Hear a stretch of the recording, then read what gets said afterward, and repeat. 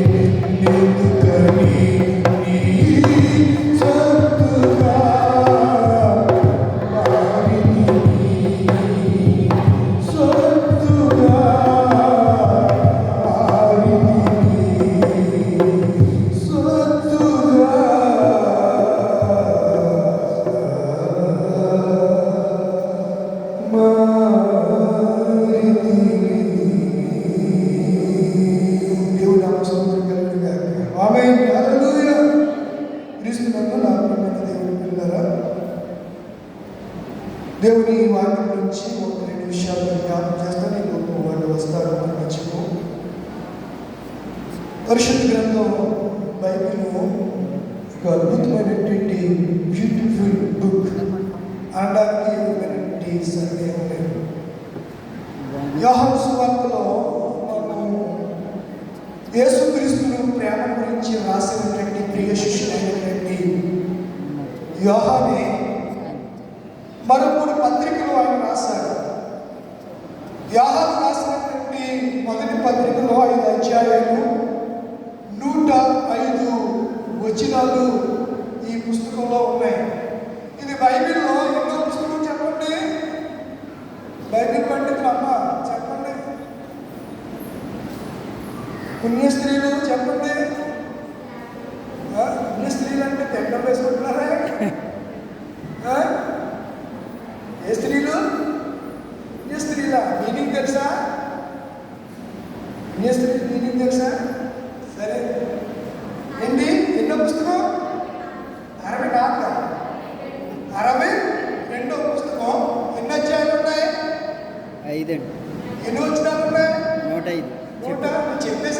చెప్పారుగా చెప్పింది చెప్తాగా మరి నేను చెప్పలేదే ఏమన్నా?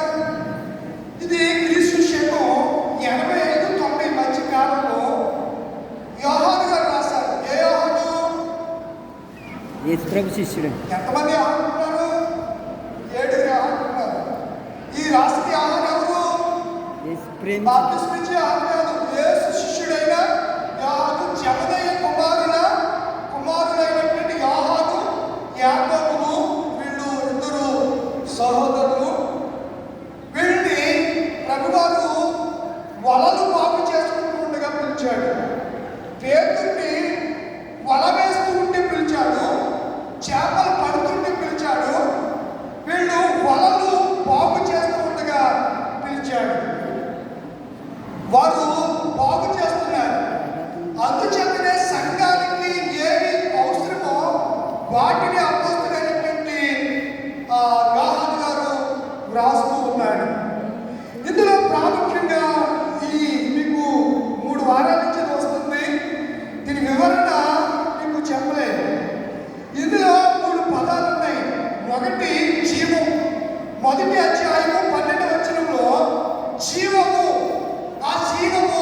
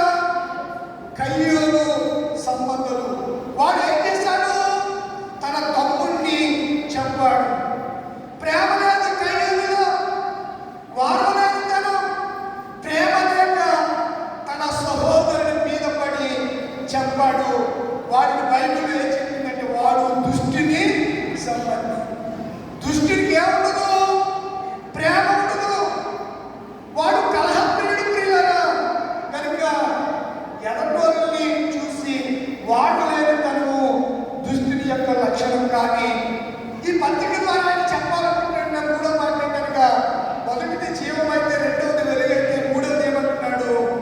ప్రేమ. ఏంటి చెప్పండి? ప్రేమ. ఇది ఈ పాఠంలో లవ్ ఫీస్ట్ అంటే మీకు దండవరా, మీరు ఎందుకు చదువుకుంటున్నారో, కాలేజీకి ఎందుకు వెళ్తున్నారో, ఎందుకు చదువుకుంటున్నారో కూడా తెలియట్లేదు. చిన్న చిన్న పదాలను కూడా చెప్పలేదే. ఫీస్ట్ అంటే విందని అర్థం. ప్రేమ విందు. లవ్ ఫీస్ట్ అంటే ప్రేమ విందు. చిన్న చిన్న పదాలు మీరు నేర్చుకుంటే బాగుంటుంది. కాల్ ఫీస్ట్ అంటే దేవుడు విందుకు పిలుస్తూ ఉన్నాడు. ఏ విందది? పెండ్లి కుమారుని విందు.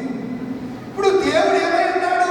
మన ఆదివారం ప్రార్థనలో ఏమై ఉన్నాడు? దేవుడు ప్రేమ ఉన్నాడు. Love is God. దేవుడు ప్రేమ. ఆయన ప్రేమ ఉన్నాడు.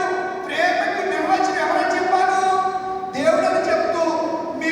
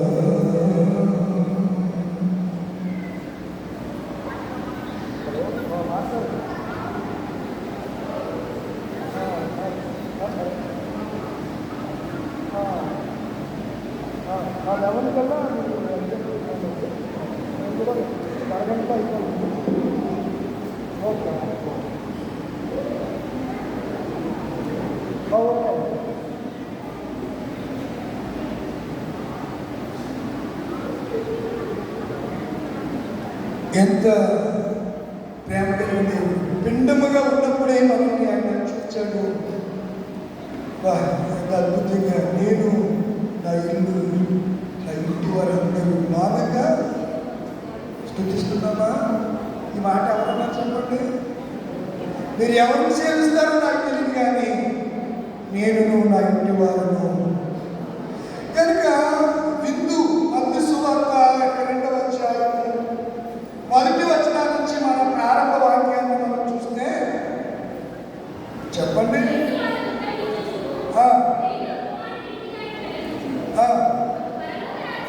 పరలోక రాజ్యము ఎలా ఉందంట? పరలోక రాజ్యము తన కుమారుడికి పెండ్లు విందు చేసిన ఎవరు కోరిందంట? రాజు కోరింది. ఇప్పుడు లూకా సువార్త, అలాగే లూకా సువార్త 14:16, యోహాను రాసిన మొదటి పత్రిక 3వ అధ్యాయం 18వ వచనం చదవండి ఒకసారి. చిన్న పిల్లలారా, మాటతోనూ కాక క్రియతోనూ సత్యముతోనూ ప్రేమితును. చిన్న పిల్లలారా, మనం ఎవరమంటా? దేవుడి దృష్టిలో మనం ఎంత పెద్దవారమైనా మన పిల్లలు మన దృష్టిలో ఎలా పిల్లలే. వాడికి పిల్లలున్నా, మనవలున్నా, తండ్రి బతుకుంటే ఆ కుమారుడు తండ్రి దృష్టిలో నా కొడుకు ఇంకా చిన్నపిల్లవాడే, చిల్డ్రన్. అలాగే యోహాను గారు అంటారు కదా, చిన్న పిల్లలారా, మాటతోనూ నాలుగుతోనూ కాక క్రియతోనూ.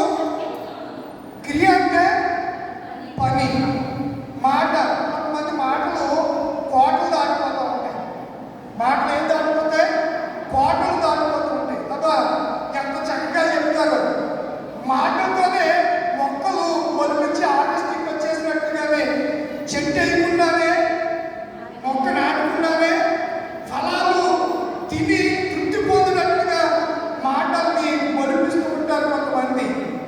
కానీ ఇక్కడ అపోస్తులైనటువంటి యోహాను అంటున్నాడు, మాటతోనూ నాలుగుతోనూ కాక క్రియతోనూ. ఎన్ని పదాలు ఉన్నాయి? 4 పదాలు ఉన్నాయి. ఒకటి మాటతోనూ నాలుక. మాట చెప్పాలంటే ఏం కావాలి? టంగ్ కావాలి. ఏమంటారు? టంగ్ అంటే నాలుక. నాలుక కావాలి. అందుకే యాకోబు అంటాడు, నాలుకకు చాలా జాగ్రత్తగా ఉండాలని చెప్తాడు. దాని సత్యం కాదు. క్రియ, పని, మాటలు, మాట్లాడే మాటలు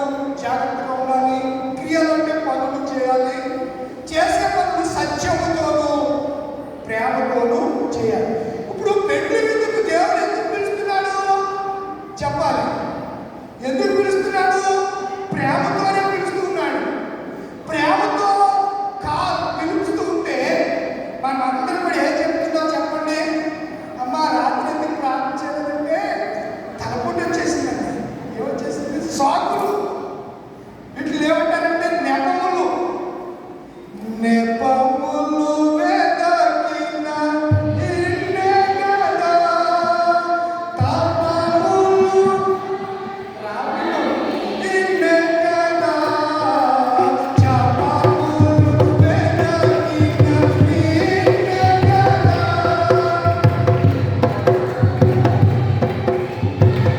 ఇల్లే కదా, శాంతి స్వరూపా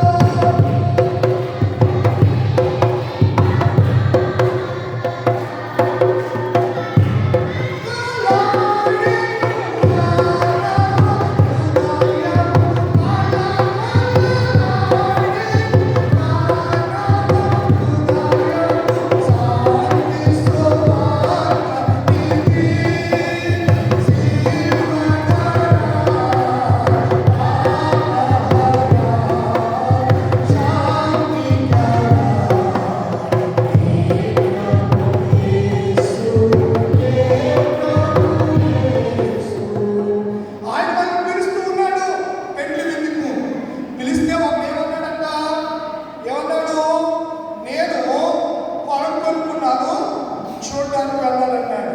ఇంకొకటి ఏమన్నాడు? నేను 5 జతల ఎడ్లను కొనుక్కున్నాను, పరీక్షించడానికి వెళ్ళాలి అని అన్నాడు. ఇంకొకటి ఏమన్నాడు? నేను ఒక స్త్రీని పెళ్లి దేవస్థానానికి తెలియదు, అబద్ధం ఆడాలి ఉండాలి. ఎవడు స్త్రీని పెళ్లి చేసుకోవాడు? ఏం చేసుకోవాలి? కన్యకని పెళ్లి చేసుకోవాలి. ఏం పెళ్లి చేసుకోవాలి? పెళ్ళి అన్నాడు. ఈ మధ్యన కర్ణాటకలో ఆంటీలు కూడా ఎక్కువైపోయింది. ఏం కూడా ఆంటీలు కూడా ఇన్స్టాగ్రామ్లో ఫేస్బుక్లో తగ్గిందంటే బాగున్నాను అన్నట్టు. బాగున్నాను చాటింగ్ అడుగులో తీసుకెళ్ళి చెప్పేయాడు. అడుగులో తీసుకెళ్ళి చెప్పేయాడు. ఈ మధ్యనే ఆ తెలంగాణ రాష్ట్రంలో దేవస్థానం మరి ఏంటో ప్రపంచం సభ్య సమాజం చెవులతో వినడానికి కూడా భయంకరమైన వార్త మనం వింటున్నాం.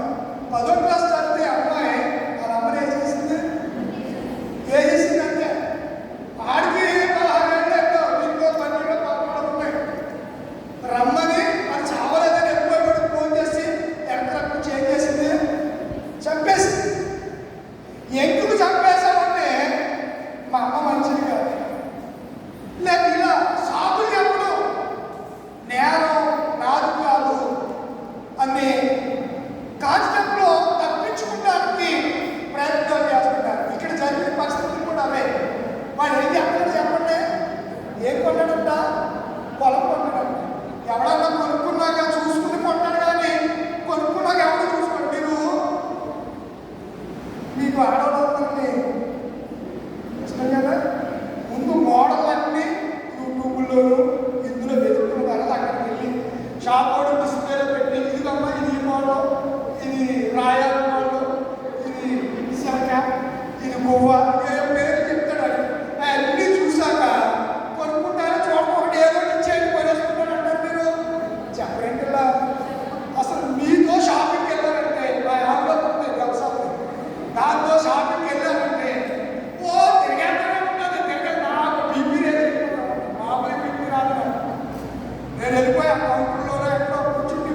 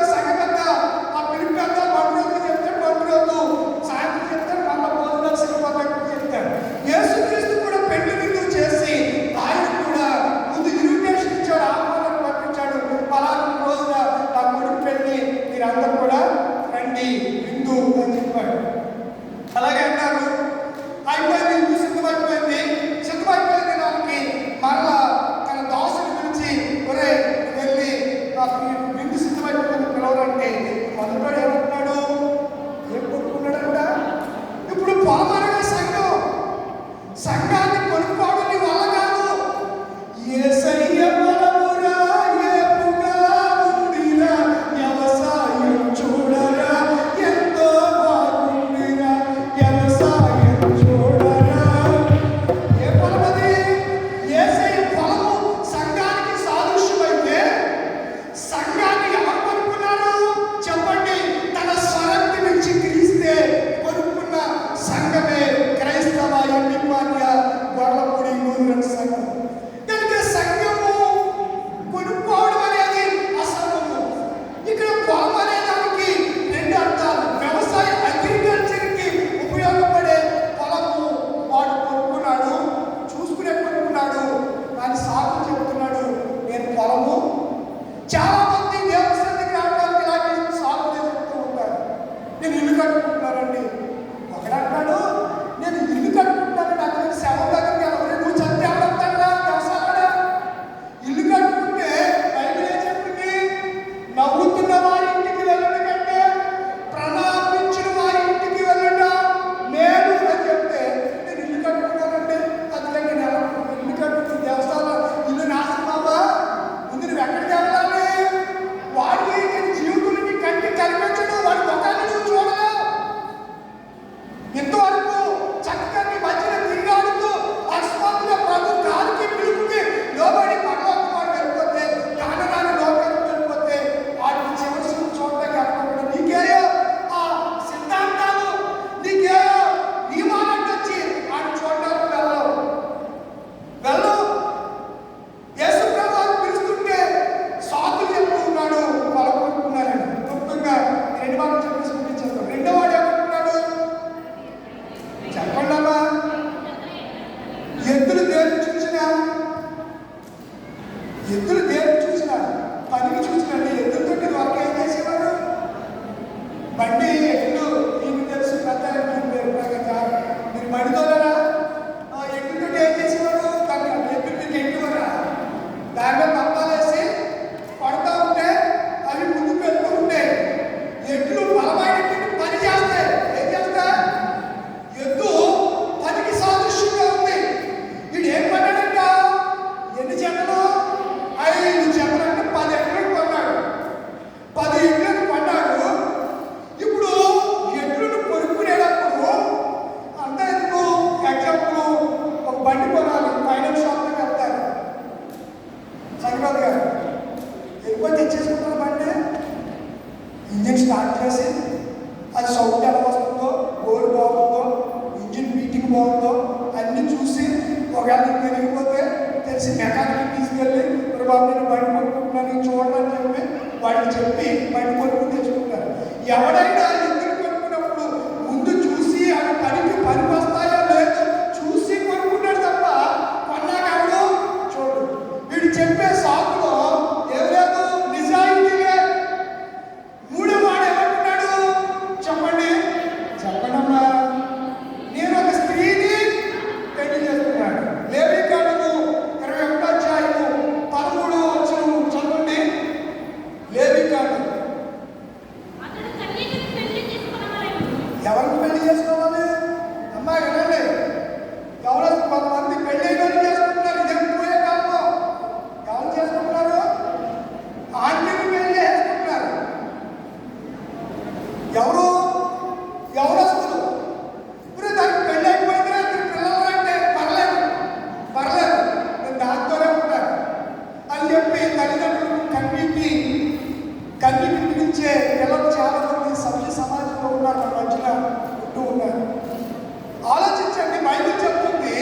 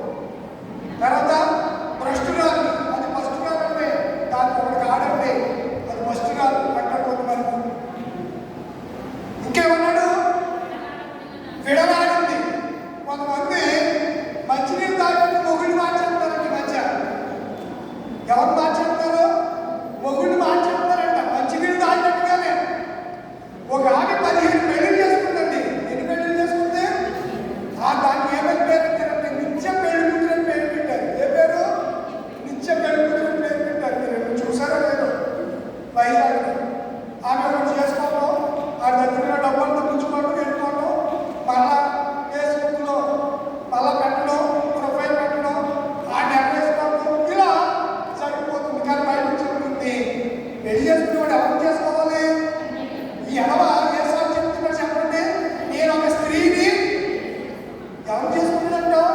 చేసుకొచ్చా స్త్రీని.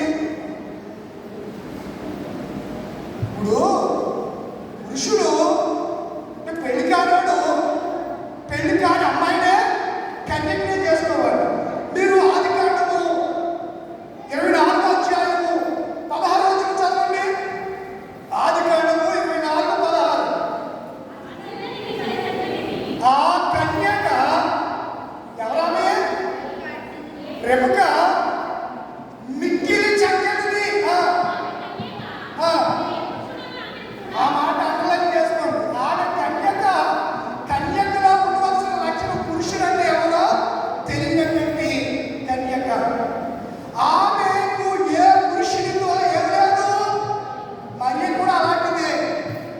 మరియ యేసు ప్రభువు కన్న తల్లి కూడా కన్య అయినటువంటి మరియ ఏ పురుషుని అనంటే నేను పురుషుని ఎరుగని దానిని ఇది ఎలాగూ సంభవించు. కన్యక పవిత్రురాలు. ఒకప్పుడంట పూర్వం కన్యత్వ పరీక్షలు చేసేవారంట. మీకు అవసరం లేదు. కన్యత్వ పరీక్షలు చేసేవారు.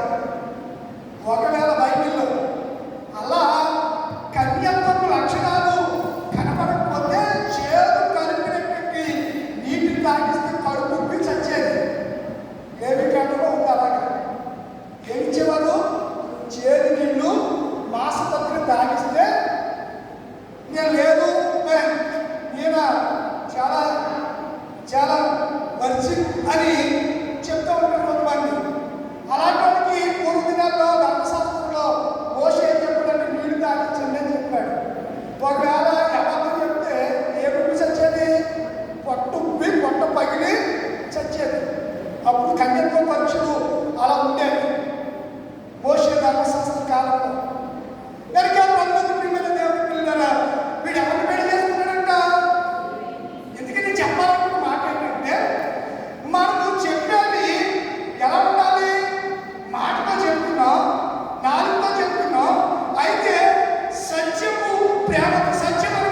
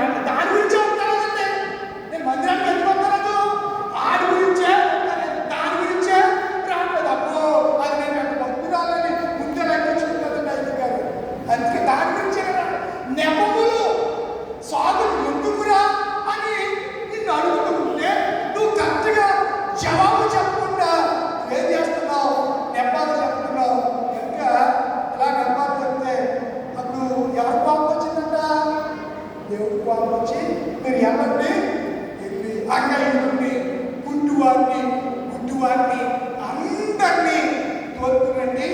మొదట పిలువబడిన వారు ఎవరు నా విందును రుచి చూడము అని చెప్పి యేసు ప్రభు వారు తన దాసులు పంపితే వాళ్ళందరూ కూడా ఎక్కడ తోలుకొచ్చారంట? విందుశాలలోనికి తోలుకొచ్చారు. కనుక ఇవన్నీ చేయాలంటే క్రీస్తు యేసుకు కలిగినటువంటి ప్రేమను మనకు కలిగి ఉండాలి. మన ప్రేమ క్రియలతో కూడి ఉండాలి. మాటలు చెప్పడం కాదు. మనం ప్రేమిస్తున్నటువంటి ప్రేమకు నిర్వచనం కనబడాలి. లవర్స్ ఉన్నారనుకోండి, ఆ లవర్స్ మధ్య ఏముండాలి? ప్రేమను వ్యక్తం చేయడానికి ఏముండాలి? చాటింగ్ చేసుకోవాలి. చెప్పండిరా, ఏం చేసుకోవాలి? ఏం చేస్తారు? మీరు అన్ని చూసి అని ఒక గులాబీ పట్టుకొచ్చి అది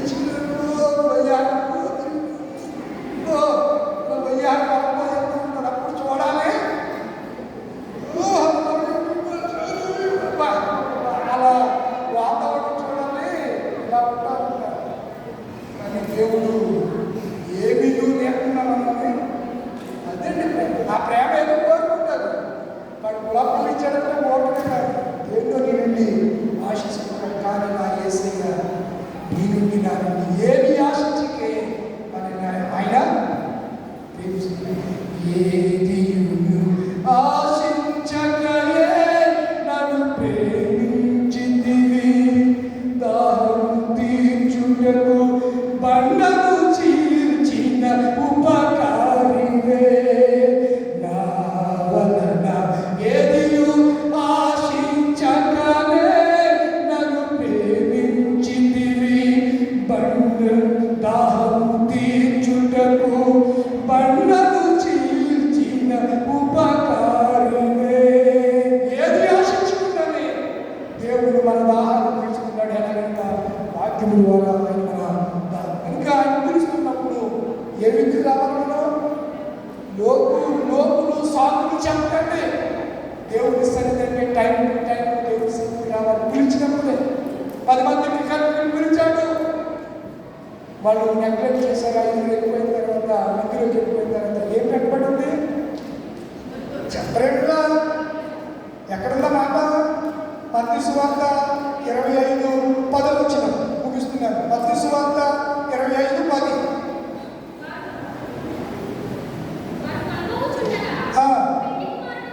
ఎవరు వచ్చేసారంట? పెండ్లి కుమారుడు వచ్చాను. ఎదురు వెళ్ళారంట. ఎవరు వెళ్ళారంట? సాకులు చెప్పేవారు కాదు. సిద్ధపడిన వారు పెండ్లి విధులోకి వెళ్ళారు. ఏమేసేసారు? తలుపు తట్టుచున్నవాడు దైవస్తుతుడు యేసురాజు. తలుపు తట్టుచున్నవాడు దైవస్తుతుడు యేసురాజు. స్వాగతము పలికి ప్రభుని లోపలికి రమ్మను, లోపలికి రమ్మను. తలుపు తెరుమా ప్రియా, తలుపు తీయుమా. యేసురాజుని నీ హృదయని చేర్చుకొమ్మా. తలుపు తెరుమా ప్రియా, తలుపు తీయుమా. యేసురాజుని నీ హృదయని చేర్చుకొమ్మా. ఆయన తడుతున్నప్పుడు, వాక్యం ద్వారా మాట్లాడుతున్నప్పుడు ఆయనకి ఏం తీయాలి? తలుపు తీయాలి. అప్పుడు ఎక్కడికి వస్తాడు? ఆయన హృదయంలోకి వస్తాడు. ఆయన సమీపించాడు, ఆహ్వానం ఇన్విటేషన్ పంపించాడు. సాకులు చెప్పారు. పెళ్లి విందుల వాళ్ళు పాల్గొనకపోయారు. సమయం అయిపోయిన తర్వాత, తలుపు పెట్టేసిన తర్వాత, విందు సమయం అయిపోయిన తర్వాత వెళ్ళి తలుపు తట్టిన తలుపు తీసే పరిస్థితులు ఉండవు. నోవహు కాలంలో అదే జరిగింది. తలుపులు మూయబడిన తర్వాత అందరూ వెళ్ళి నోవహు తాత తలుపు తీయమని వాడిని తట్టిన తలుపు తీయడానికి నోవహు చేతిలో లేదు. తలుపేసింది ఎవరు? ఆయన వేస్తే ఎవడన్నా తీయగలరా? ఆయన తీస్తే ఎవడన్నా వేయగలరా? ఇనుప గడువులు ఇద్దరు తమ్ముడు పగలగొట్టగలిగిన వాడు, సర్వశక్తిమంతుడైన ప్రేమ కలిగిన తండ్రి ఆయన వేసేసాడు తలుపు. వాళ్ళు వెళ్ళిపోయారు. 5గురు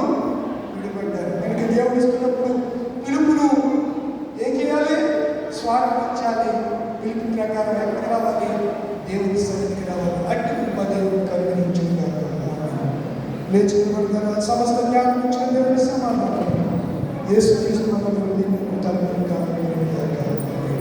దేవా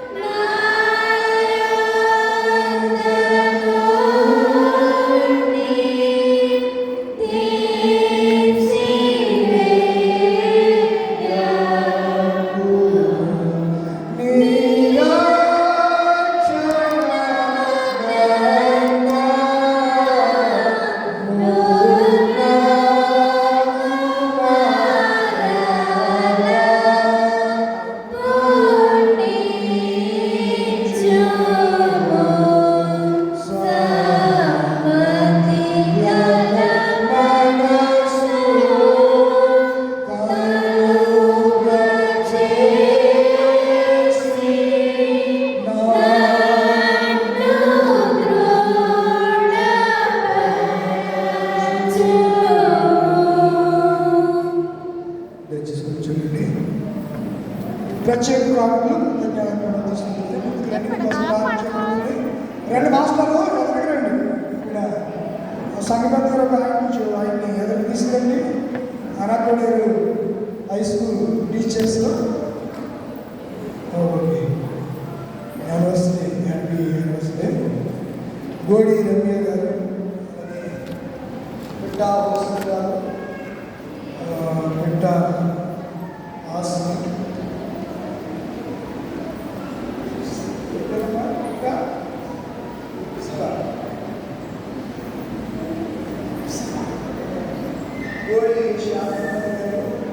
గోడపాటి మిఖాయిల్ గారు, గోడపాటి కమలం గారు, కోనాల చంద్ర గారు, గోడపాటి నాగబాబు, వేగి కరుణ గారు, లోపల లెమెందు షాలిరాజ్,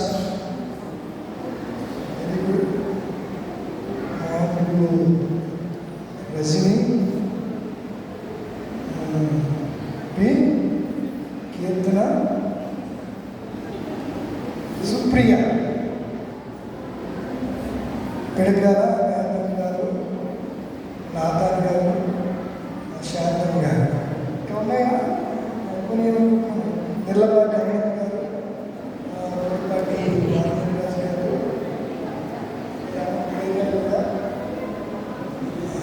బిడ్డ వినోద్ కుమార్ గారు, వెన్నెల గారు,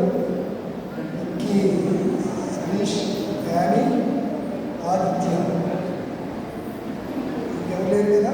రామచంద్ర, బాలమర్తి సాన్య, బాలమర్తి సూర్య, బాలమర్తి సావ్య. ఈ కానుకలు ప్రభు నేను ప్రేరేపించి కృతజ్ఞతగా కానుకలు తీసుకోవడానికి దేవుడు 2025 సంవత్సరం 29వ తారీఖు జూన్ మాసంలో పిలుపునిచ్చారు. మీకు చిత్రాలు ఇచ్చారు. పరిశుద్ధ మన తండ్రి జీవనపతి ఈ వందనాలు సమయంలో నిలబడిన ఈ నిబిడలు ప్రార్థిస్తున్నాను. వారి జీవితంలో మీరు చేసిన వేరు వరకు వందనాలు. వారిని, వారి కుటుంబాలని, వారి బిడ్డల ఎడ్యుకేషన్ చదువు విషయంలో సమస్తలో అపారమైనటువంటి పనుల జ్ఞానంలో బిడ్డలు నింపండి. వీరి మార్గం చేయండి. వీరు ఆలోచన స్థిరపరచండి. కోరికలన్నీ మంచి ఆశీర్వాదము దీవెనలు మీరు అనుగ్రహించండి. ప్రయాణం రెక్కల కష్టార్జితం ఆస్వాదించండి, చేతి పనిని స్థిరపరచండి, నూరంతల ప్రతిఫలాన్ని ఆస్వాదించండి. ఎట్టి హృదయంతో నీకు కారణించారు ఆ హృదయాన్ని చూస్తున్న దేవుడు, ఎరుగు దేవుడు, హృదయాలోచనలన్నీ తండ్రి మీరు స్థిరపరిచి నెరవేర్చి ఆరోగ్యము ఆయుష్ దీర్ఘాలందరూ దయచేసి మహిమ పొందమని వాటిని సమర్పించి బిడ్డలందరూ ఆశిస్తున్నాను. యేసునామములో అడుగుచున్నాను తండ్రి. ఆమేన్. తండ్రి కుమారుడు పరిశుద్ధాత్మ సంరక్షణ దేవుడు ఇప్పుడు ఎలా